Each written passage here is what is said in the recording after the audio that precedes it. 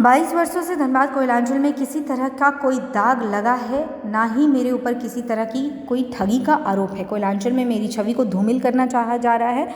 ये बातें रविवार को तंत्र मंत्र और ज्योतिष सम्राट कहे जाने वाले तांत्रिक चंदन शास्त्री ने झरिया राजा तालाब स्थित अपने आवास पर प्रेस वार्ता के दौरान कही। उन्होंने बताया कि किसी के माध्यम से बताया गया कि एक महिला ने आरोप लगाया है कि वर्ष 2021 में राकेश नामक युवक ने मारपीट और छेड़खानी की थी, जिसके बाद न्यायालय से उसने बेल ले लिया। 6 अगस्त को चोरों ने मेरे घर में दाखिल होकर केस कर जान से मारने की धमकी और मेरे साथ दुष्कर्म का प्रयास किया।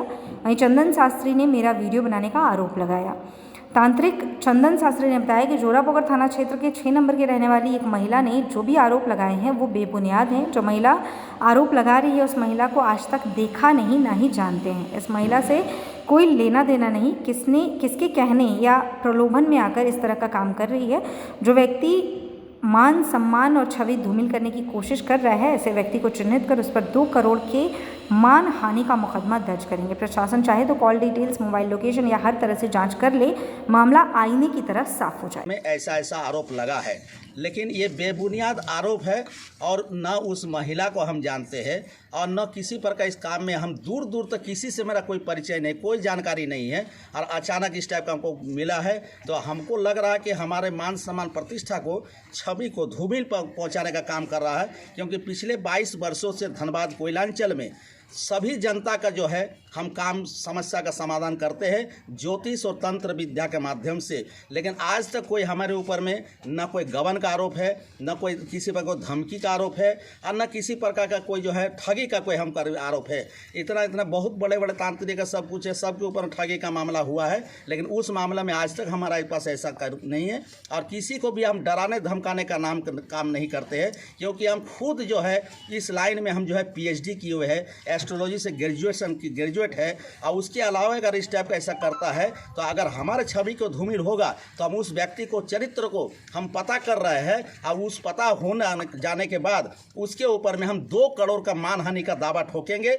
और चूंकि हम अपने आप में खुद में हम जो है आपका इनकम टैक्स पेई है, हम सरकार को टैक्स देते हैं और उसमें हम मामला दर्ज करेंगे और इसको जानकारी है। और हम प्रशासन से मांग करते हैं कि जिस समय की घटना को वो जिक्र कर रहा है उस घटना का दिन से लेकर के अभी तक का हमारे मोबाइल का कॉल डिटेल्स और CDR निकाला जाए। अगर उसमें हम दोषी पाते हैं तो हम सज़ा के लिए भुगतान कर सकते हैं। अगर दोषी नहीं पाएंगे तो हम, अगर प्रशासन अगर हमसे कुछ मांग करती है या कुछ हमको जानकारी प्राप्त करना चाहती है तो प्रशासन को हम खुल करके जानकारी दे सकते हैं। क्या कहेंगे इस पर? आप जिस तरह से महिला जो आरोप लगा रही है तो किसी के दबाव में आरोप लगा रही है, ऐसा है क्या? का दबाव में आरोप लगा रहा है, क्या लगा रहा है तो वो तो हमको अभी तक नहीं है। उसकी हम जांच पड़ताल कर रहे हैं अपने स्तर से। अपनी कोई भी जान पहचान जो अभी है, जो हमारा शुभ चिंतक है, उन लोगों के द्वारा हम जांच पड़ताल करवा रहे हैं कि इसके पीछे कौन राज है, कौन ऐसा षड्यंत्र कर रहा है कि हमारा ख्याति को जो उसको बर्दाश्त नहीं हो रहा है, उसको जलन भावना हो रहा है। वैसे लोगों को हम प्रयास कर रहे हैं पता करने का। ये मामला ये भी कह सकते हैं कि रंजीत साहब से जुड़ा हो। इस मामले पर हम कुछ नहीं बोल सकते हैं क्योंकि क्या किसका मामला है, लेकिन ये वहाँ का नाम आ सकता था, आपका वही हमको भी समझ में नहीं आया। तो हमको क्यों फंसाया? इसके मतलब क्या है कि हमको बदनाम करने का प्रयास कर रहा है, षड्यंत्र कर रहा है। क्योंकि हमारे पास में तो हर तरह का लोग आते हैं, अच्छे आदमी आते हैं, बुरे आदमी भी आते हैं, डॉक्टर भी आते हैं, प्रशासन का अधिकारी लोग भी आते हैं, सबसे मेरा आना जाना है। एक मामला और हुआ था आपके ऊपर जो कि खुद कहीं नाम आए तो वही कोई आदमी हमारे पास दिखाने के लिए आया है तो हम लोग सॉल्यूशन बताते हैं कि फल्ला मंदिर में जाकर के शाम को अगरबत्ती दिखा दीजिए, फल्ला जगह एकांत जगह में जाकर के इस चीज़ को रख दीजिए तो आपका समस्या का समाधान हो जाएगा। आप कोई उसको तो हम प्रेरित तो नहीं किए।